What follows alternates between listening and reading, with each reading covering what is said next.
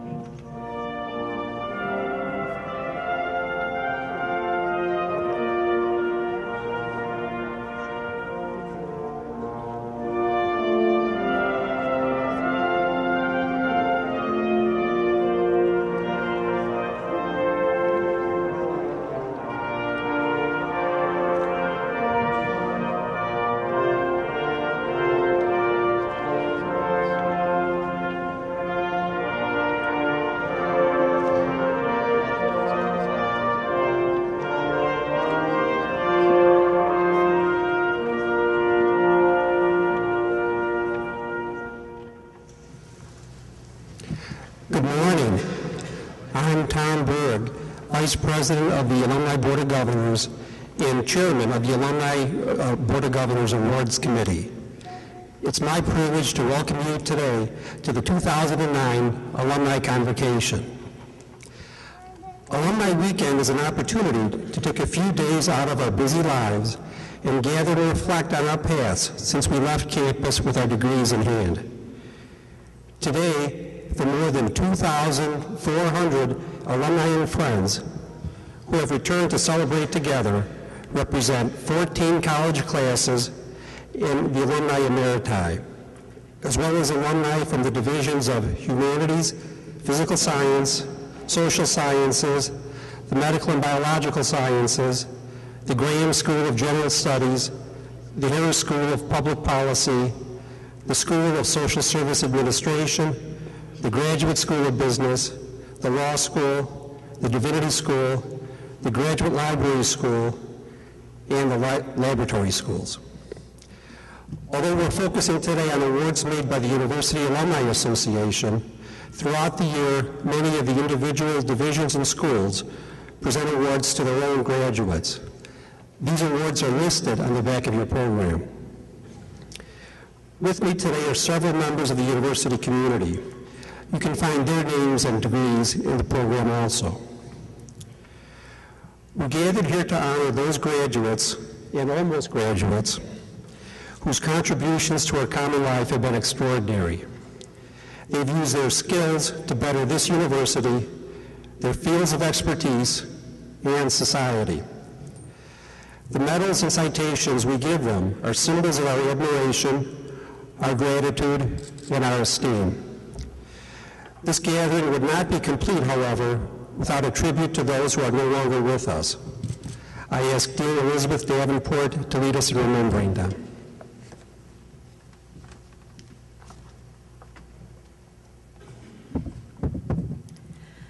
This is a time of celebration when we seek out old friends and renew our ties to one another and to the university.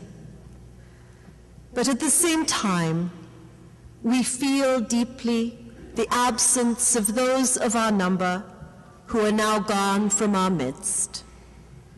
At this hour, when we acknowledge our lifelong ties to one another and to the University of Chicago, we pause to remember those who have died and to give thanks for every memory of glad times shared.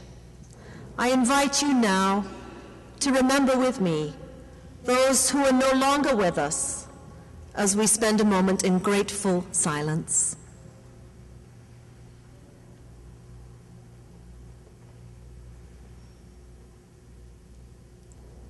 May we hold their memories ever dear.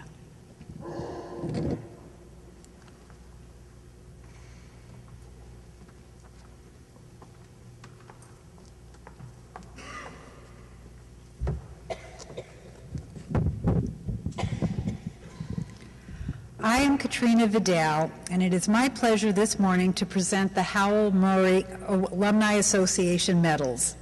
The medals recognize those students who have enhanced the vitality and creativity of life in the university community, our future alumni leaders.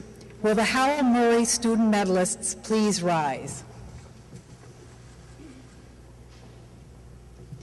This year's honorees have shown leadership in a wide range of programs, from student government to Model United Nations, to those supporting community service, multicultural affairs, new collaborations in the arts, neighborhood schools, and programs that improve student life on campus.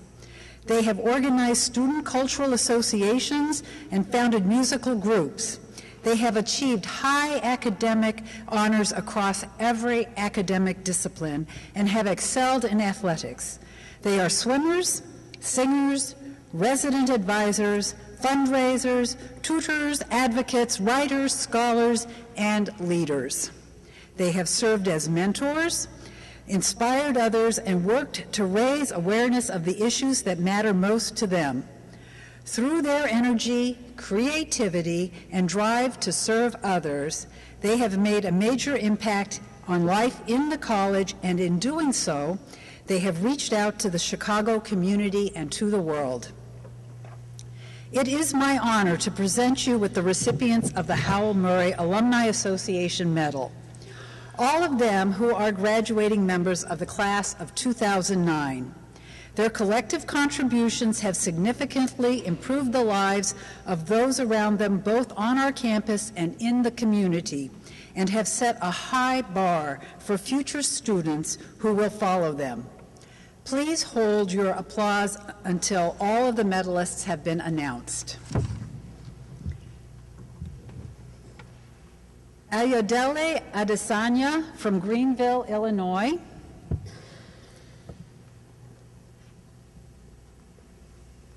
Callie Brown from La Crosse, Wisconsin.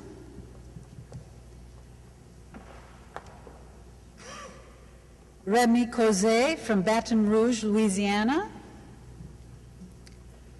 Sharat Ganapate from Portland, Oregon. Hannah Wagner Jacoby from Bozeman, Montana. Matthew Kennedy from Glen Ellen, Illinois. Michael Kramer from Ligonier, Indiana. Carolyn Rollins Orkirk from Chester Springs, Pennsylvania. Cristina Perez from San Juan, Puerto Rico. Catherine Proctor from Racine, Wisconsin. Luke Rodahorst from Cleveland, Ohio. Stephanie Sue from Toronto, Canada. Ruth Ann Whitfield from Reserve, New Mexico. And Lauren Wampa of Evanston, Illinois, Luke Joyner, and Courtney Stone, who are not able to be here, and they will be awarded their medals in absentia. Please join me in applauding these remarkable individuals as we welcome them to our community of alumni.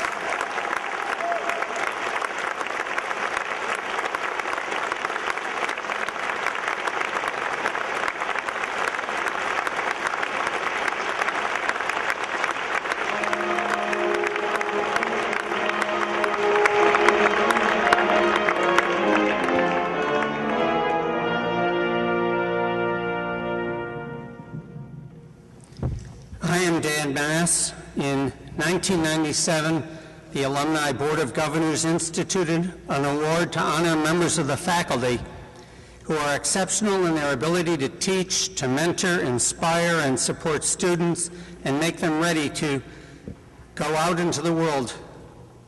The award is named for Professor Norman McLean, who came to the University of Chicago as a graduate student and remained to teach English for 40 years, and who many considered to have been a model of dedication to his students and their education. On behalf of the Alumni Board of Governors, I'm honored to present this year's Norman McLean Award to two distinguished faculty members. We've invited friends of these stellar faculty to come and tell you briefly why each of them deserves this award. As I call your names, will both the faculty member and friend come forward? Anthony Yu, the Carl Darling Buck Distinguished Service Professor Emeritus in the Humanities, as well as Professor Emeritus of Religion and Literature in the Divinity School and in the Departments of Comparative Literature, East Asian Languages and Civilization, English Language and Literature, and the Committee on Social Thoughts, and his former student and colleague, Richard Rosengarten, Dean and Associate Professor of Religion and Literature in the Divinity School. I have the honor and privilege, on behalf of his many grateful and devoted students, to present Professor Anthony Yu to this company as the 2009 recipient of the Norman McLean Faculty Award. As one of those students, permit me to begin from personal experience. Tony advised both my doctoral program of study and my dissertation. In that role, Tony was both an utterly exacting taskmaster and my great advocate. Only by explaining each will the remarkable nature of the balance be clear. Having been his student, I know, with a clarity and a certainty that is beyond full description, the distinctive pressure that comes from the realization that nothing is ever really quite good enough. Yet, I was simultaneously taught that my best effort can be excellent and also enough. If the president will humor a humanist and a divine, Anthony Yu initiated me into a delicate calculus. To afford the text the respect it deserves mandates the twin recognitions that interpretation is integral, necessary, and imperative, and also inevitably partial. To be a student of Tony Yu, I discovered, to my delight and my awe, was to learn the full import of humanistic scholarship as a proud, but also an innately humble enterprise. From an institutional vantage, I would note that Tony has advised almost 60 doctoral dissertations in his career, and that a remarkable proportion have been published without revision as important monographs in a stunning range of fields, including Chinese literature and religions, classics, modern literature and religious thought, and biblical studies. Tony's students came not only from the Divinity School and the Department of Comparative Literature, but from the Committee on Social Thought, the Department of East Asian Languages and Literatures, and the Departments of English and Romance Languages and Literatures. This range, which is to my knowledge unparalleled among his generation of scholars, lends new meaning to a phrase from Horace that Tony knows well and Norman MacLean himself would have recognized: mores hominum multorum vidit. Truly, nothing human is foreign to Tony. I would only add that in his teaching, everything is divine. I am delighted to help present Professor Anthony Yu the Norman MacLean Faculty Award.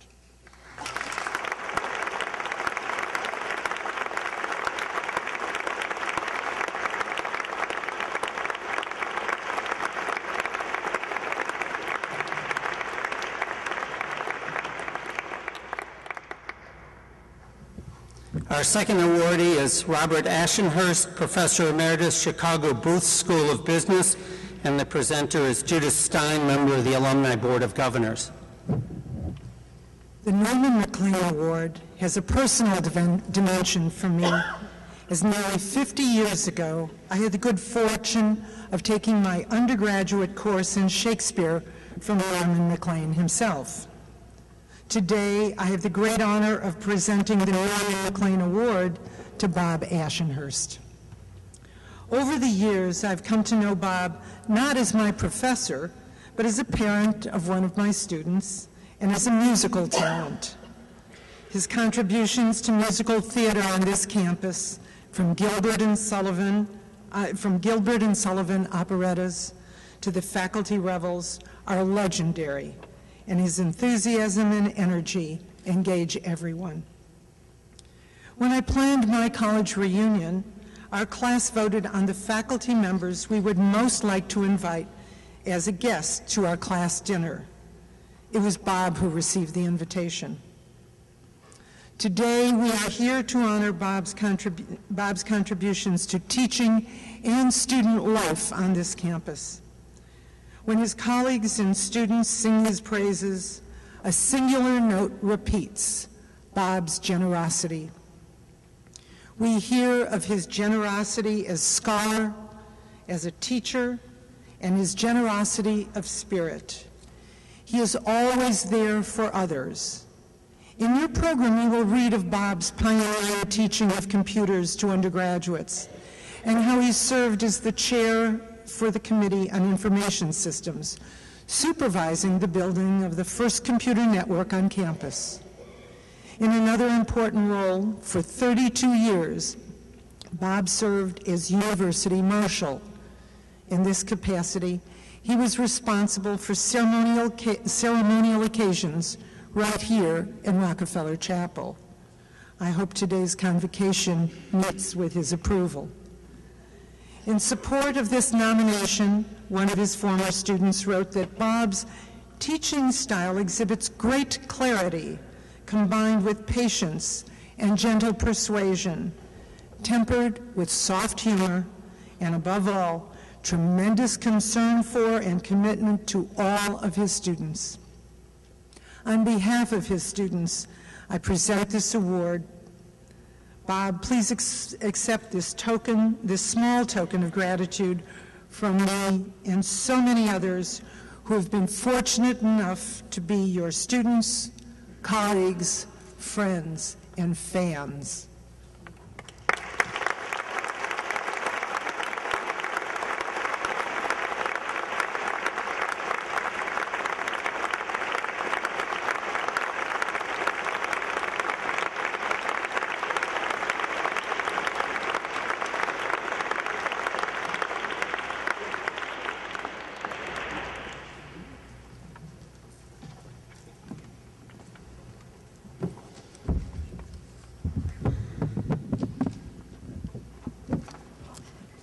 Good morning. I am Karen Hyman.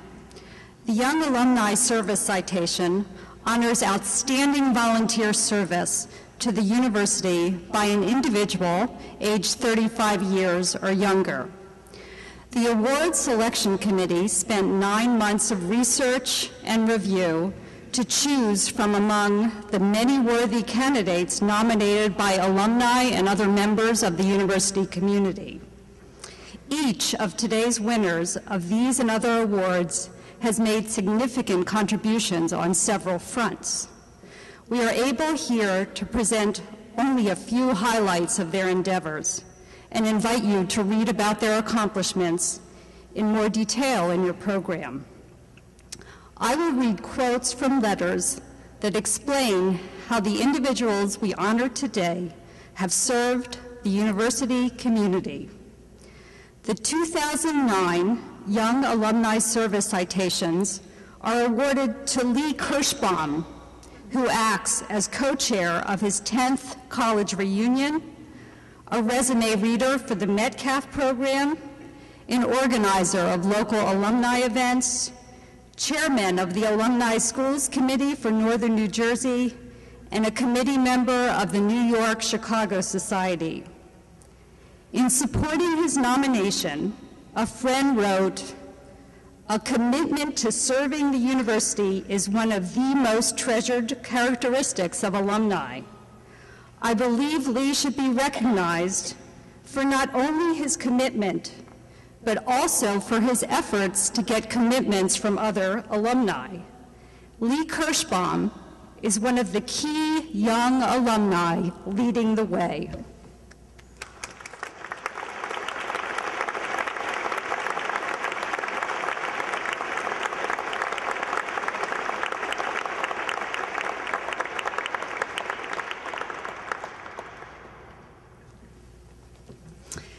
And our second award winner, Rajesh Krishnan, who has served as an admission and career services volunteer, vice president of the Chicago area Chicago Booth Alumni Club, as well as a board member and current president of the Chicago Booth Alumni Club of the San Francisco Bay Area. A fellow alumnus wrote of Rajesh that he embodies the ideal spirit of a University of Chicago alum. He selflessly brings people together for their benefit, creating career connections and business opportunities, fostering the intellectual stimulation of good conversation with smart people. He reminds us of our shared roots at the University of Chicago and the importance of honoring and supporting that history.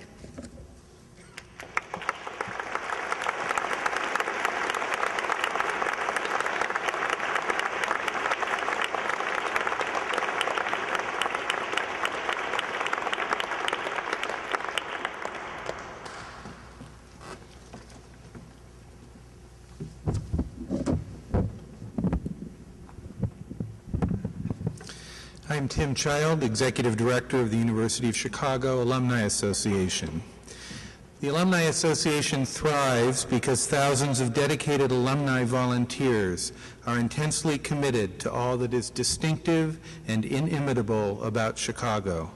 Alumni volunteers help create and maintain ties among their fellow university alumni. They attract the most promising students, they raise support for the institution, and act as advocates for the university and for the cause of higher education in this country. As Harold Swift, longtime chairman of the Board of Trustees, said in 1919, "Our alumni are the greatest asset the university can hope to secure." Today we recognize 2 alumni for their outstanding service to the university. First, and it's appropriate in this centennial year of the School of Social Service Administration, we recognize Joseph Lowndy. Joseph Lowndy has served on the visiting committee of the School of Social Service Administration, as well as chair of the SSA Alumni Association Board. Through the years, he has demonstrated a consistent devotion to SSA. Most recently, Joe has led the effort to inform SSA alumni worldwide and engage them in the school's centennial planning.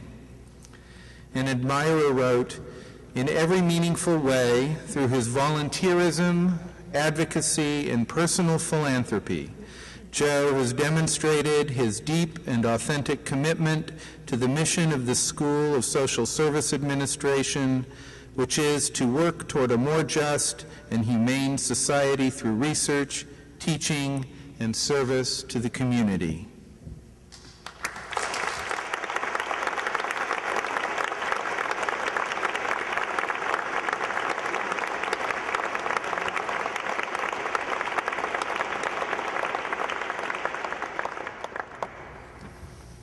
Charles Werner. Charles Werner has served on the Board of Governors for International House, been president of the Board of Trustees of the University of Chicago chapter of Psi Upsilon Fraternity, and a strong supporter of alumni programs such as the Interfraternity Sing. An admirer from his fraternity wrote, "The lasting value and benefit that Chuck has provided to the university is a supportive and sustaining environment in which countless students have flourished and then gone on to become successful doctors, lawyers, scientists, educators, and business leaders, all of whom reflect proudly upon the university and for all it stands."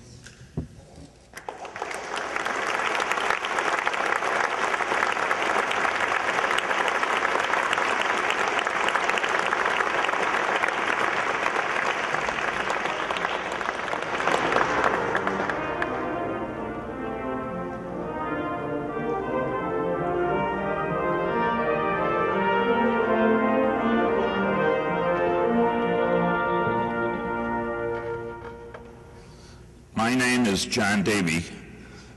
When it comes to dedication to the University of Chicago, Gerald Ratner is an all-star alumnus. His service and generosity to the university has made a real difference on campus, impacting areas as varied as athletics, the arts, and scholarship. In defining his contributions to the university, Jerry himself noted, "We need recreation to complement our academic challenges. You are a better student if you have a diversion from academic pressures. Chicago is not a minor league training ground for professional athletes. It's a major league for future leaders." I am William Florida. Jerry Ratner graduated from Chicago's Marshall High School as valedictorian and came to the university on a full scholarship. He maintained his scholarship by earning straight A's, playing baseball while in the college, and intramural football while at the law school. He made his career in law and founded the law firm Gould and Ratner. In his commitment to university athletics, Jerry made a generous gift to what would become the focal point for sports and recreation on campus, the Gerald Ratner Athletics Center. Today, the state-of-the-art facility is used by thousands of students, faculty, staff, and alumni. An early supporter of the Athletics Hall of Fame, he provided invaluable leadership in its creation as well. An admirer wrote, "Jerry's support of the university goes well beyond his generous gift for the Ratner Center. He's also been a quiet athlete, having been a baseball player during his undergraduate years. He takes the senior baseball players to dinner each year and advises them about careers, law school, life in general, all while telling stories of his playing days with a memory for detail that remains both amazing and unfailing. He is the perfect embodiment of the scholarship athlete, and the university has been made much better place by virtue of his generosity and his involvement." Jerry's legacy at the university includes serving on his college reunion committees and a visiting committee for the law school, establishing a gallery in the Smart Museum of Art in honor of his late wife, and endowing a distinguished professorship in the law school. In 2005, he received the University of Chicago Medal. In summing up his service to the university, the dean of the law school wrote, "Jerry Ratner is one of the best ambassadors our university has sent forth. He cares about people, ideas, lectures, students, the practice of law, and current events. He is, in short, a most valuable player. General Ratner, it gives me great pleasure to acknowledge your service to the university by awarding you the 2009 Alumni Service Medal.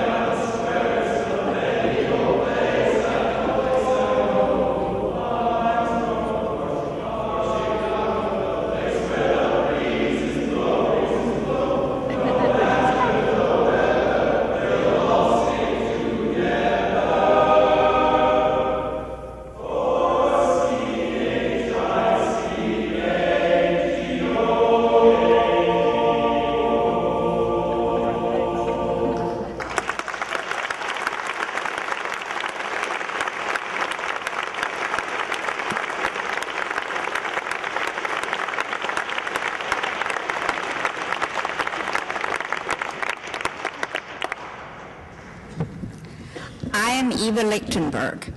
In awarding the public service citations, committee members asked whether the nominees made significant contributions to building a better society and whether they not only involved themselves but also engaged and empowered others. We award the 2009 public service citations to Aaron Rhodes, who stands as a tireless champion of international human rights in his advocacy of local human rights groups, in his leadership in documenting human rights abuses in Kosovo and Chechnya, and for his investigation of human rights concerns in the Middle East and Cuba. In describing his achievements, a supporter wrote, "Since his career in public service has reflected tremendous credit on the university can be proud that he has maintained such a strong connection to it. Mr. Rhodes is considered one of the leading human rights activists in Europe, frequently consulted by international organizations, governments, and the media for his expertise in the field."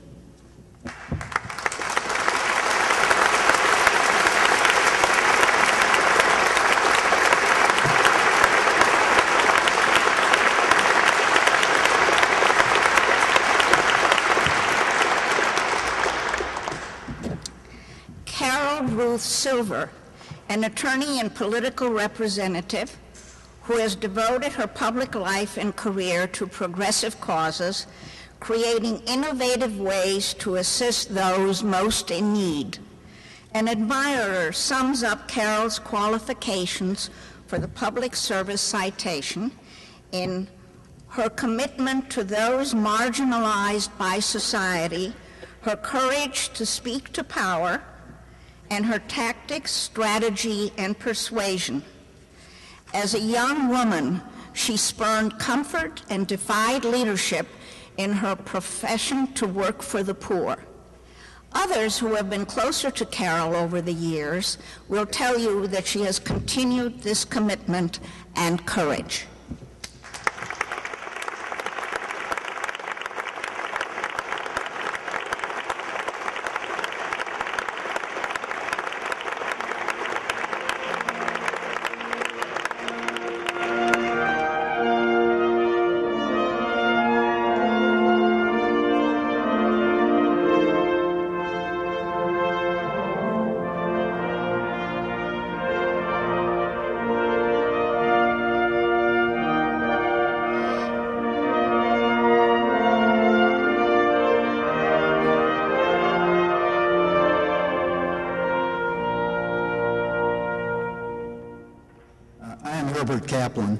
And it's my pleasure to introduce the 2009 Professional Achievement Citations. Former President Lawrence Kimpton once said that the involvement of our university and its students in the world of action stems from nobility of purpose.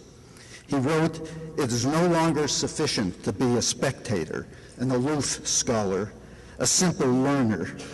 Government is not just to be studied. It is to be participated in. Injustice is to be corrected, not contemplated.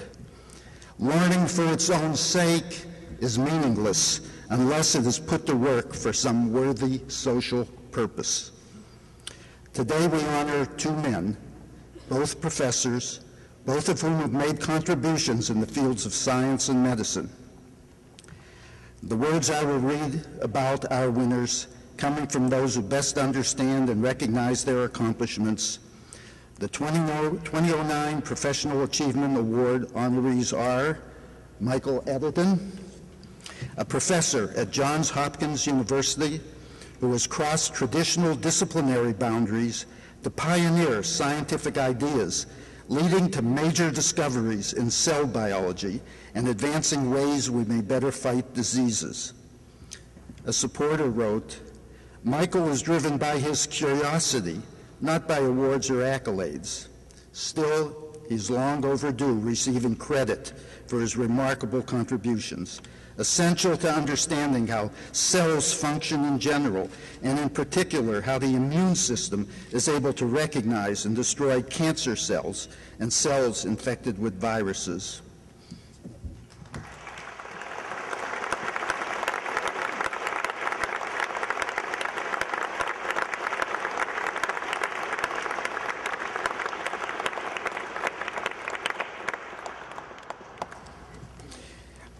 Kent Morris, a distinguished scientist and professor at the University of Connecticut, who is a recognized leader in the fields of neuroanatomy of the auditory system and developmental neurobiology. In describing his achievements, a colleague writes, "Throughout my scientific career, I have read and reread with care and admiration many of his seminal works. Kent is without a doubt the most authoritative, the most widely cited, and the most prolific source of fundamental knowledge on the organization of all the portions of the brain devoted to the analysis of sound."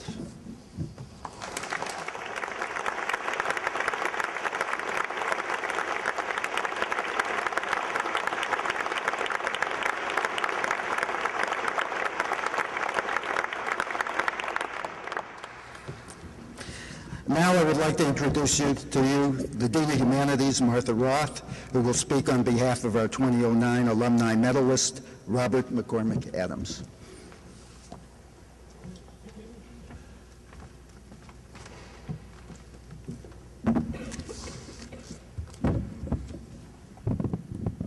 My name is Martha Roth, and it is my honor and personal pleasure to introduce our convocation speaker, Robert McCormick Adams. In awarding him the 2009 Alumni Medal, the greatest honor the Alumni Association can bestow, the University of Chicago recognizes his extraordinary achievements in the fields of archaeology and anthropology and in his leadership within the Academy. Bob could not be here with us today in person, but in a few moments we will view his recorded convocation address. Robert McCormick Adams exemplifies the University of Chicago spirit, cultivating knowledge and enriching human life. A triple degree holder at the university, through his leadership, he has had a significant impact upon American academic life. Bob has served as director of the Oriental Institute, dean of social sciences, and provost of the University of Chicago, and later as secretary of the Smithsonian Institution. At each stage of this distinguished career, Bob has upheld the highest academic standards and promoted scholarly research on the most significant questions in social science research and humanities. His professional career has combined a passionate pursuit of knowledge with a strong moral grounding. Bob has always honored and respected the rights and aspirations of the people he has studied, ancient and modern, wherever he has worked. As one of the most influential figures in the archaeology of ancient complex societies, Bob Adams has fundamentally transformed the way we think about the origins of urbanism. He has made lasting contributions to our understanding of how the world's first cities developed in Mesopotamia more than 5,000 years ago. In his pioneering surveys in southern Iraq, Bob unearthed the complex ecological and social environment within which the earliest urban societies developed and flourished. This research, published in seminal books, The Evolution of Urban Society, Land Behind Baghdad, The Uruk Countryside, and Heartland of Cities, remain the most important works on this subject today. And now our convocation speaker, Robert McCormick Adams.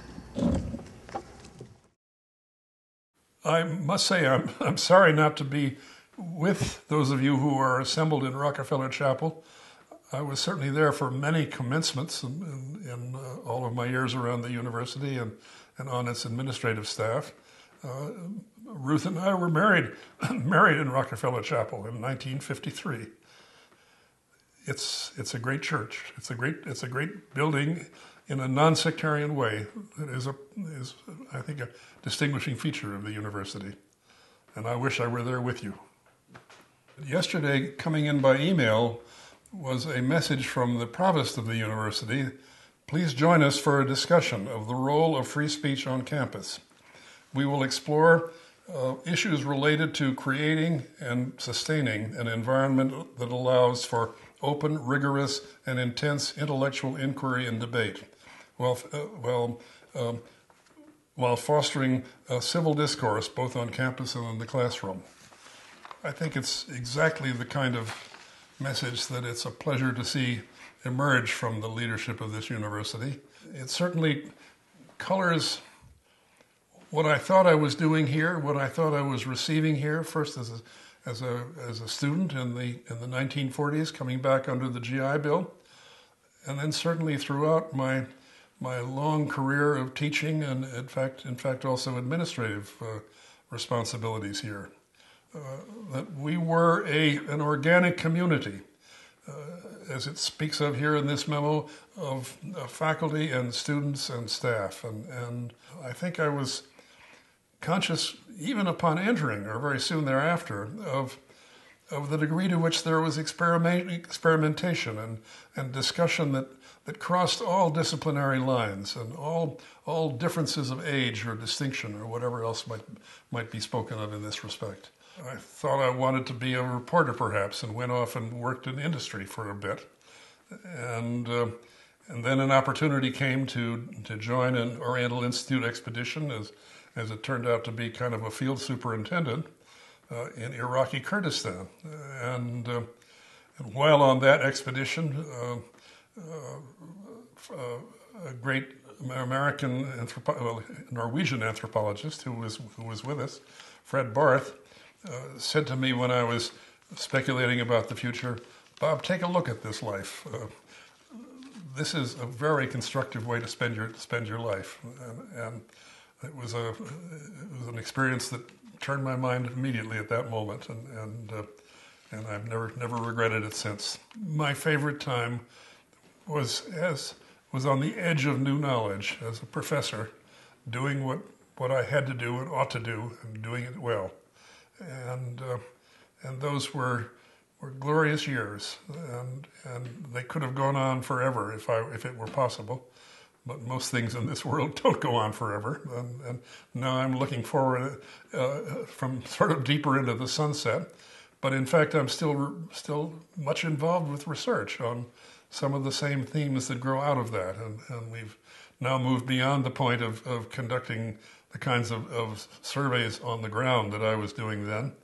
On the other hand, we're now taking advantage of marvelous new satellite imagery, which is unbelievable in the detail it picks up and in the new suggestions that it leads you to try to follow up in other ways through the texts and through the archaeology and so on.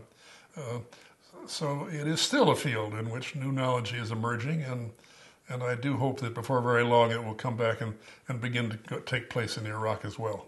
When looking back across a quarter of a century to the University of Chicago, I think of the truly great people in fields around my own that I became very close to. I think of Gil White in geography, of Bill McNeill in history. I think of a number of great economists, beginning with Ted Schultz and coming on through Gary Becker.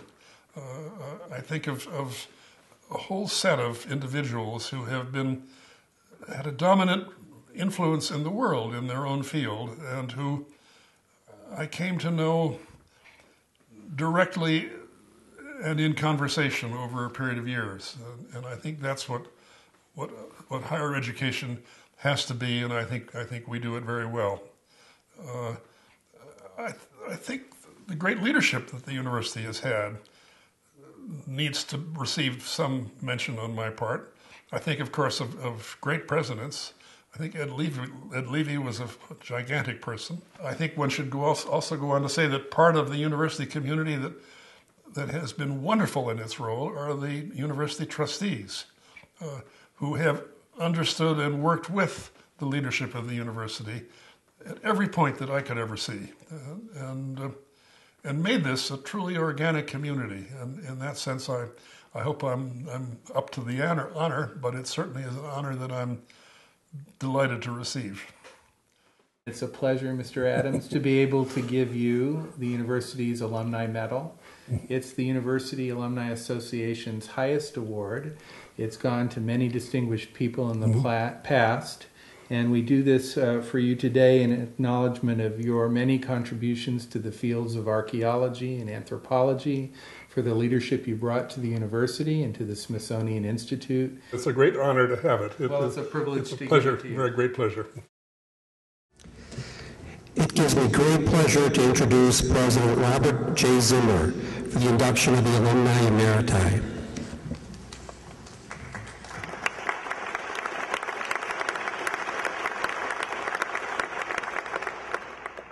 Good morning, and thank you. Let me begin by adding one more expression of appreciation to all of our award winners this morning. This is a remarkable collection of individuals with really very powerful set of achievements that we've marked here today. So I just want to say congratulations and thank you once again to all of them.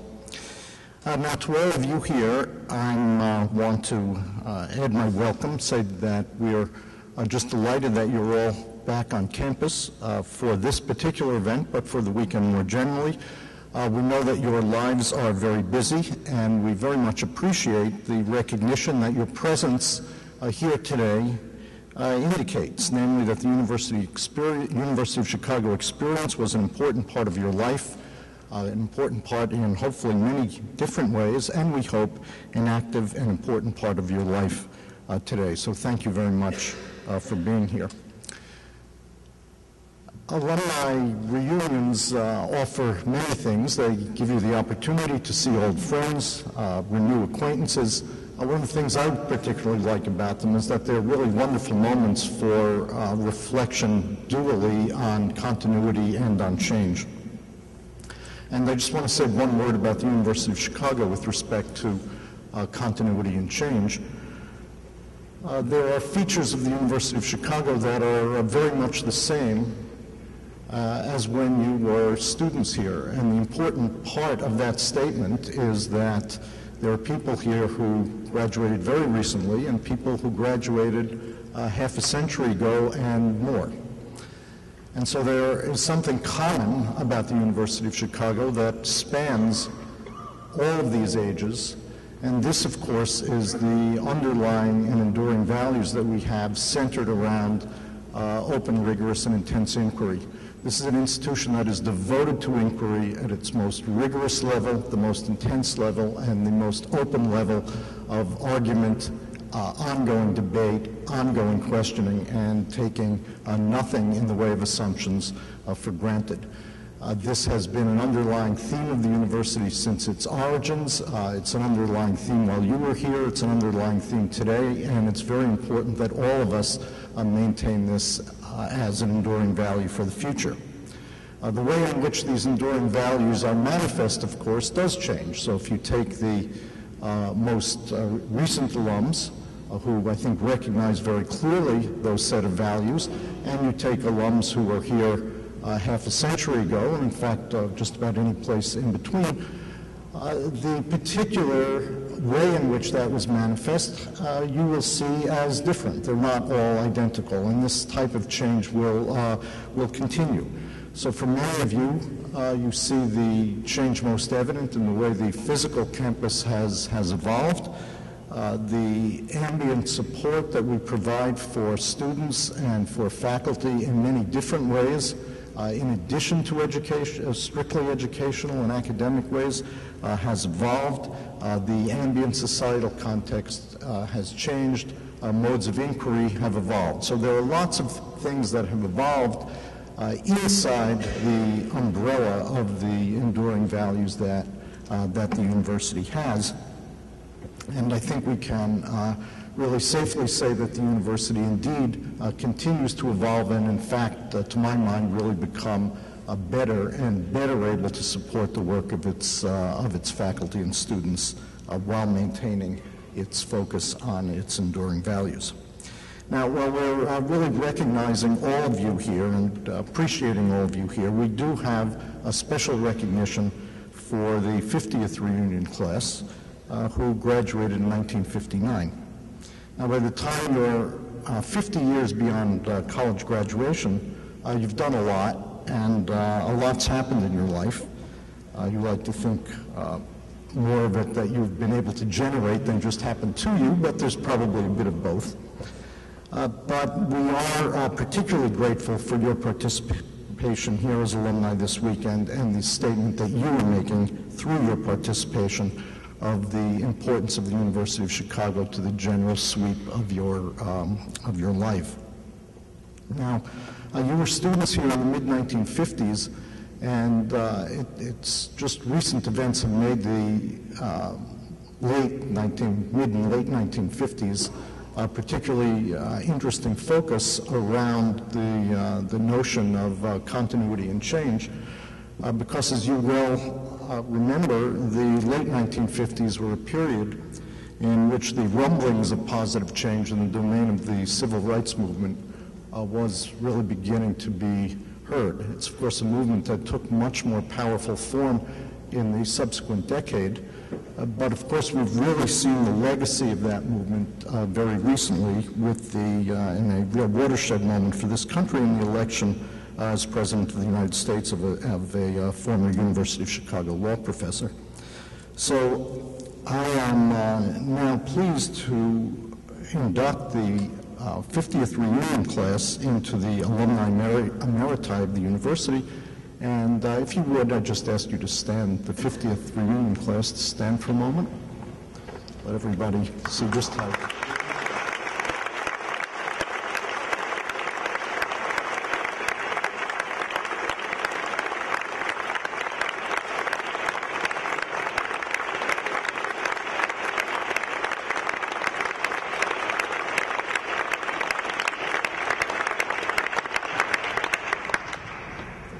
So as president of the university and on behalf of the university, its faculty and trustees, I declare you, the members of the graduating class of 1959, as Alumni Emeriti of the University of Chicago. You're exemplars of the university's great history, the impact of the alumni body around the world in multiple domains, and you are likewise an inspiration for all of us for the future. So congratulations, and we look forward to your continued engagement with the university for many years to come.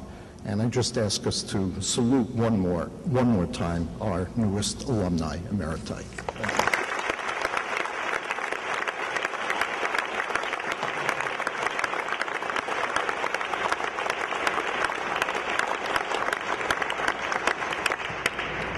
Would you now please rise for the singing of the Alma Mater? You will find the words and music on the final page of your programs. After our student group, the Chicago Men's A Cappella, has sung it through once, you are invited to join in singing it with them.